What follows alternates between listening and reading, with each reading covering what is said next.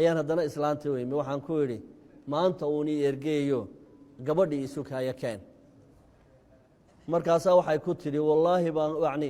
warabba masiix baan ku dhaartaya bay tidhi inaanad gabadhaa helaynin ilaa iyo 150 diinaar oo dahaba mooyaane naftaadu raaxaysan mayso gabadhaana arki maysid dabadeedna waxaan go'aansaday meheradda oo dhan inaan xaraasho oo aan dabadeedna lacagtaa ka soo saaro si aan naagtaa u kulanno aniga oo meheraddii u daydeeyaya suuq ayaa dowladdii markaa ingiriiska ee gumaysanaysay shaam amar bay soo jeedisay waxay tidhi waxaan reer shaam ahayn oo khariib ah oo dhan cahdigii wuu buray ha ka baxaan dalka anigoo 150kii daydeeyaya sidii baan markaa qasab ay ugu noqotay maca xubbii aan jacaylkii gabadhii u qabo inaan waddankii ka tago waxaan markaa sameeyey inaan ka baayac mushtareeyo dumarka addoonta ah ayaan iibin jiray 3 sannadood ka bacdi ayaa anigoo baayac mushtarigaa ku jira ayaa waxaan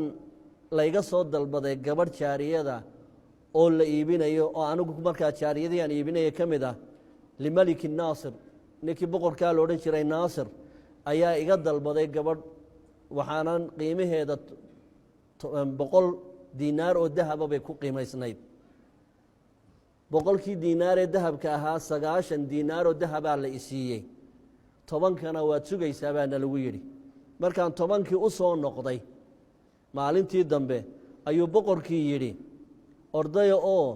dumarka asiiraadka ee lasoo qafaashay ee halkaa ku xaraysan 10ka diinaare uu inagu leeyahay hal gabadha ha ku qaata ee siiya waxaanay markaa wakhtigaa ku beegan tahay wakhtigii ay dhacday dagaalkii muslimka iyo nasaarada dhex maray xitiin la odhan jiray waqcata xitiin ee uu hogaaminayey salaaxaddiin alayuubi wakhtigaasayd 1987 miilaadigay ahayd dagaalkaasaa dhacay waa laga xoreeyey dhulkii xeebaha ah oo dhan ingiriiskii dumarkiisiina waa la soo qafaashay dabadeedna waa la soo xareeyo baytulmaalkaa lagu soo xareeyey 10kii dirham ee 10kii diinaare ee harhsanaa ayaa lay dhexgal xeradaasoo hal gabadha ku qaado 10kaaga albaabkii baa la ii furay haweenkii baan dhex galay waxaaba dhex taagan gabadhii waagii aan caashaqsanaa ee 2 jeer aan eriyey een ilaahay dartii uga joogsaday markaasaan taasaan qaadanayaa anigu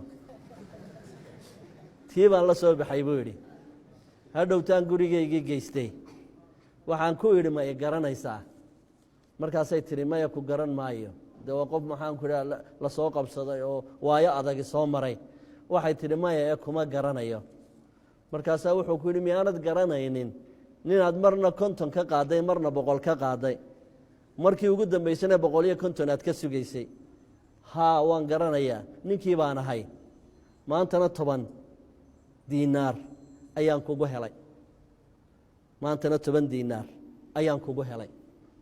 gabadhii way yaabtay wuxuu markaa sheekhaasi leeyahay isla halkaasay gabadhii ku islaamtay waxay tidhi ashhadu an laa ilaaha ila allah wa ashhadu anna muxamadan rasuulu اllah markay muslimtay waan mehersaday intaan xoreeyey annagoo markaa wada nool ayaa islaantii noo dhaxaysay ee maxaanku idhaha na xidhiidhinaysay oo hooyadeed ahayd oo haddana u fataalaysay la waa gaale ayaa iyadu qoladii lasoo qafaashay may ahayne waxay ka soo daba dirtay sanduuqii dharkeedu ku jiray iyo lacagtii berigii aan siiyey oo 2dii kiish ku kala xidhan gurigii baa la keenay waa la furay waxaanba ugu tegey 50kii diinaar iyo 100kii diinaaroo mid walba bacdiisi uu ku xidhan yahay iyo maryaheedii gabadhii sidaa ahayd waa tacarurtaa ii dhashay buu idhi markaa wuxuu soo deliiliyey xadiidkii ahaa man taraka shay-an lilaahi cawadahu allaahu khayra minhu ninkii ilaahay dartii u daaya shay xaaraana uga hadha ilaahayna tabaaraka wa tacaala wuxuu ugu bedelaa khayra minhu wixii uu ka tegay wax ka khayr badan